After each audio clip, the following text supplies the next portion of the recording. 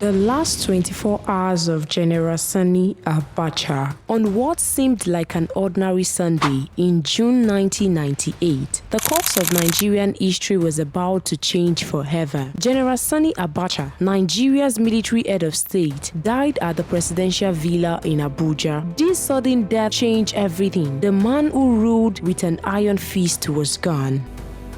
The interim national government is hereby dissolved.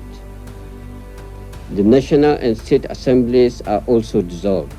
Nigerians grappled with mixed emotions. Some mourned, others felt relief. Many wondered about the future. What would this unexpected transition mean for the nation? Abacha was buried on the same day without a formal autopsy following Islamic practice. This quick burial gave rise to speculation surrounding his death. While some suggest he was killed by a poisoned apple, others claim he was assassinated by a foreign government with the aid of his political opponents. In today's edition at NaijaNews TV, we take a look at the last 24 hours of General Sani Abacha. In just one day and one night, this story forever changed history. A nation held its breath, and the course of history was altered forever. As dawn broke over Abuja on the 7th of June 1998, Nigeria's capital awakened, unaware that the next 24 hours would change the course of the nation's history. General Sani Abacha, Nigeria's military ruler since 1993, prepares for what seems like a routine day. At 54, he controls Africa's most populous country with an iron grip. But fate has other plans. As Abacha got ready for the day, his mind might have wandered to the past. Maybe he thought about the day in November 1993 when he took power. The country was in chaos then. Nigeria was on the brink of a return to civilian rule. On the 12th of June 1993, the country held a presidential election widely considered the freest and fairest in Nigeria's history. Moshood Abiola, a Nigerian businessman, emerged as the apparent winner. However, on the 23rd of June, in a shocking move, the military government of General Ibrahim Babangida annulled the election results. It is true that the presidential election was generally seen to be free, fair, and peaceful. However, there was in fact a huge array of electoral practices virtually in all the states of the Federation before the actual voting began. These decisions sparked widespread protests and civil unrest. The country was thrown into a political crisis. Babangida, facing immense pressure, stepped aside in August, handing power to an interim national government led by Ernest Shonekan. Meanwhile, as the most senior military officer and Minister of Defense, Abacha was a key player in this transitional government, but he had greater ambitions. On the 17th of November 1993, just 3 months after the interim government was formed, Abacha forced Shonekan to resign. He declared himself the new head of state, promising to restore democracy and stability. Abacha's rise marked the beginning of a new era in Nigerian politics. Initially, some Nigerians welcomed his takeover, hoping he would resolve the crisis and hand over power to Abiola. However, it soon became clear that Abacha had no intention of stepping down. Under Abacha's rule, Nigeria experienced a period of severe political repression. It dissolved all democratic structures and banned political activities. Opposition leaders, including Abiola, were arrested. Prominent critics of the regime faced harassment, imprisonment,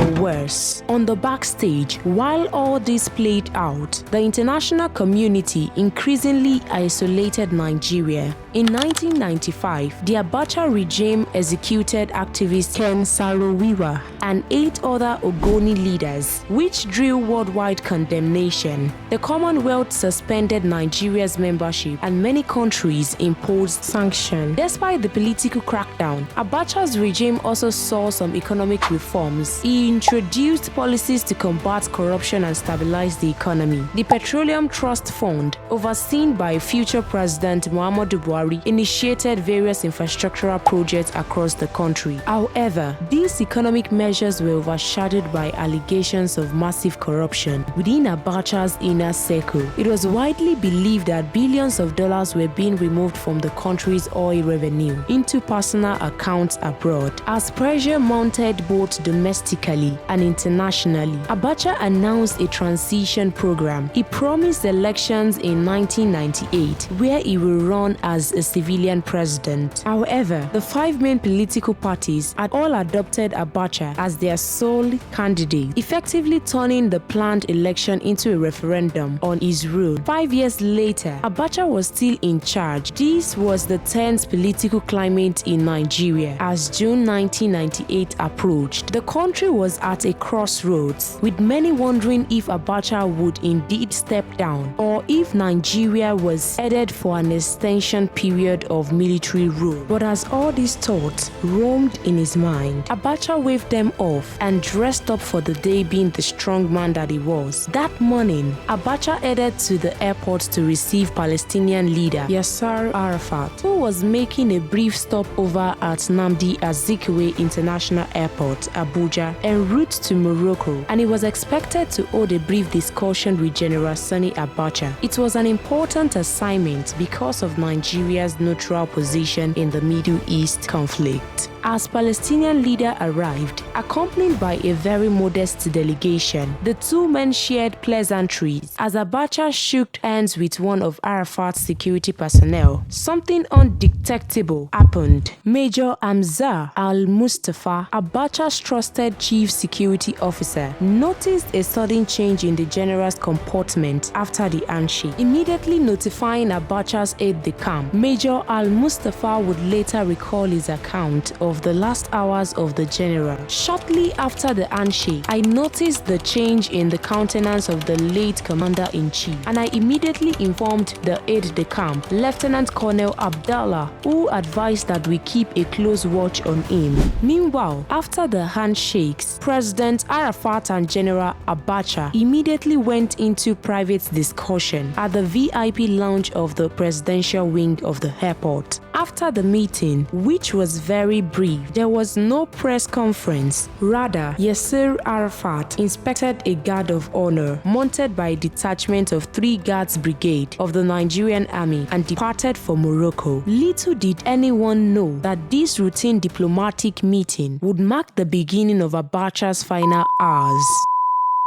As the day wears on, Abacha returned to Aso Rock, perhaps thinking about the billions of dollars many accused him of stealing, the money that should have built schools and hospitals, but instead filled secret bank accounts. This accusation would follow him even after death. He returns to the presidential villa, but the unease lingers. By evening, it was clear all wasn't well. The general's health has taken a turn. At 6 p.m., Abacha's doctor arrived, administering an injection and advising rest. But Abacha, the ever-strong man, ignored the warning. At 9 p.m., he began receiving visitors until much later when General Jeremiah Hussaini, the then Minister of Federal Capital Territory, FCT, came to see him, who was a very good friend of the head of state. Their conversation stretched into the early hours of June 8. What did they discuss as the night passed slowly? The promise of an upcoming election, the growing unrest, or did they simply reminisce, unaware of the significance of these final hours? Well, we would never know. As Hussaini left around 3:35 a.m. on June 8, 1998, Abacha finally decided to take a rest. Perhaps he reflected on his legacy, on the Nigeria he envisioned, or did he dream of more years in power? But any such thoughts were cut short. At 5 a.m., everything changed. Recounting the incident, Major Hamza al-Mustafa said, "At about 5 a.m., the security guards ran to my quarters to inform me that Abacha was very unstable. At first, I thought it was a coup attempt. Immediately, I prepared myself fully for any eventuality. I rushed to the presidential villa of the head of state. When I got to the bedside of the head of state, he was already gasping for help. hair. Ordinarily, I could not just touch him. It was not allowed in our job. But under the situation, I knelt close to him and shouted, "General Sani Abacha, sir, please grant me permission to touch and carry you." I again knocked at the stool beside the bed and shouted in the same manner, yet it did not respond. I then realized that there was a danger. I immediately called the head of state physician, Dr. Suleiman Wali, who arrived at the place 8 minutes from his house. He immediately gave Oga Abacha 2 doses of injection, one at the heart and another close to his neck. This did not work, apparently, as the head of state had turned very cold. He then told me that the head of state was dead and that nothing could be done after all. In those final hours, as life slipped away, did Abacha think about his legacy? The student he jailed for protesting, the journalist silenced for speaking out, or did he think about the Nigeria he promised to build but never did? Against the popular belief surrounding the cause of Abacha's death, Major Al-Mustafa would later say, "Again, I must reiterate that the issue of my boss dying on women was a great lie, just as the insinuation that Abacha ate and died of a poisoned apple was equally a lie." As the sun rose on June 8, Abacha was gone.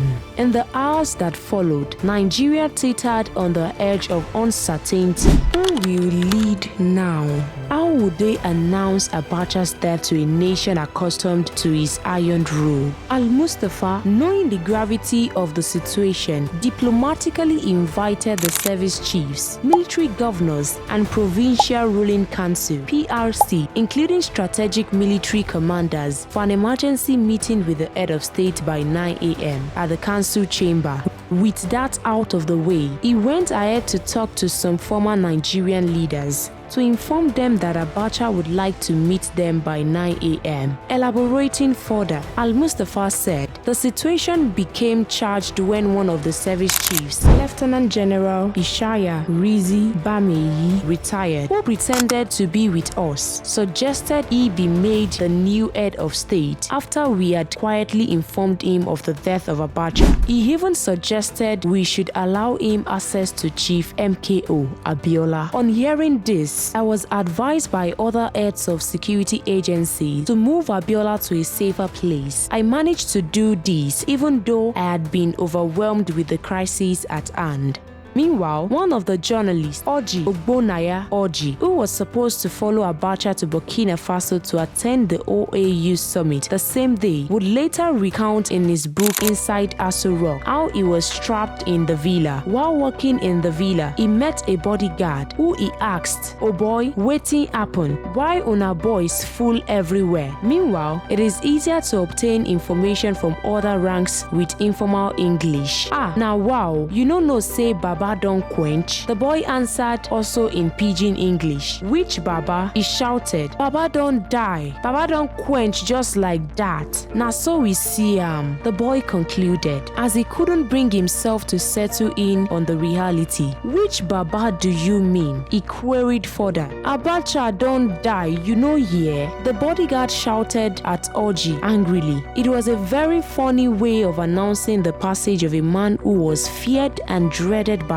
all. At about 11 a.m., members of the PRC had begun to arrive at the Aso Rock for an emergency meeting. Most of the members were informed only on arrival for the meeting, except the very powerful ones. 2 crucial meetings were in progress simultaneously. One was a meeting of principal officers in the presidency, and the venue was Aso Rock wing of the Chief of General Staff. The other meeting of members of the Provincial Ruling Council (PRC) was shifted to Akinola Aguda House. The 2 meetings later merged at Aso Rock Chambers for another crucial session. While the meeting at Aso Council Chambers was in session, Major Al-Mustafa sat in the chair at the entrance, holding a newspaper in his hands, which he occasionally glanced at. He looked rather relaxed after ensuring that every necessary arrangement had been put in place. His aides quoted him as saying that nobody would leave the council chambers unless a new military head of state was selected by the meeting. His fear was a vacuum was dangerous before General Abacha's burial later the same day. From morning till 5 p.m., no official press statement on the death of General Abacha was issued, even when the incident was already known all over the world. It was difficult to reconcile how such a major sad event could happen in the country, and up till that time, nobody deemed it necessary to issue an official statement. After pressure mounted on the then Minister of Information, Ike Basi Mokelu, an official statement was eventually issued at about 5:25 p.m.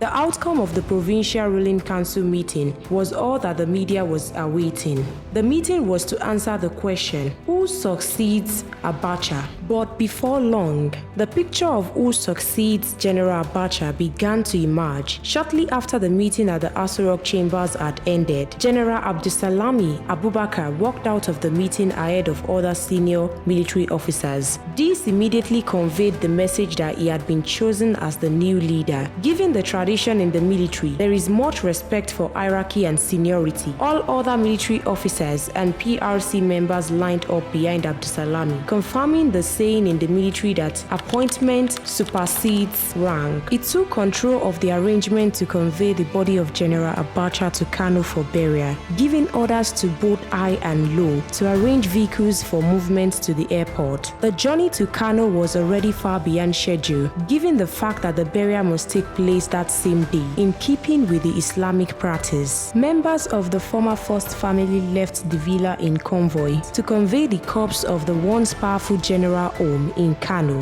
Mrs. Abacha stared at Aso Rock in tears, in a most difficult and tragic way to say goodbye. The ambulance is normally one of the last vehicles in the usually long presidential convoy, but on June 8, 1998, the ambulance was in the front with General Abacha's corpse. All other vehicles lined behind in a daylight reversal of history. As the ambulance drove by, there was an instant jubilation by passers-by. Taxi drivers lined up at major junctions, shouting "Shame, shame" as the convoy drove past. Men and women ran after the convoy in utter disbelief at the turn of events. Some other people formed queues in groups with green leaves in their hands, singing solidarity songs in a loud tone that suggested liberation from bondage. Upon arrival in Kano, the body of General Abacha was taken to Kano Central Mosque for prayers. From the Kano Central Mosque, the body was laid down on the floor of his private mosque, with two soldiers standing on guard. Given the status of General Sani Abacha, one would actually doubt that the former powerful commander-in-chief of armed forces was laid on the bare floor. There was no ceremony or more dignified presidential burial. With due respect to the modest way the Muslims conduct their burials, there was no usual 21-gun salute lined up of soldiers given to a fallen officer as his last military respect. But before any such arrangement could be made, the body of General Abacha had been lowered into the grave. As the burial concluded late in the night, everyone hurried back to Abuja, going straight to Aso Council chambers in the villa for the swearing-in of General Abdusalami Abubakar as the new head of state, Commander-in-Chief of Nigerian Armed Forces. The swearing-in ceremony was rather brief. It was preceded by a formal announcement by the Principal Secretary to the former head of state that General Abubakar had been appointed to succeed the late General Sani Abacha. General Abubakar was then invited to step forward and take the oath of office and allegiance at about 1:43 a.m. on June 9, 1998. That ceremony marked the end of Abacha's era. The rest is now history. For more interesting stories like how every Nigerian president died and their last words, visit NaijaNews TV, and don't forget to follow us on all our social media handles. Thank you for watching.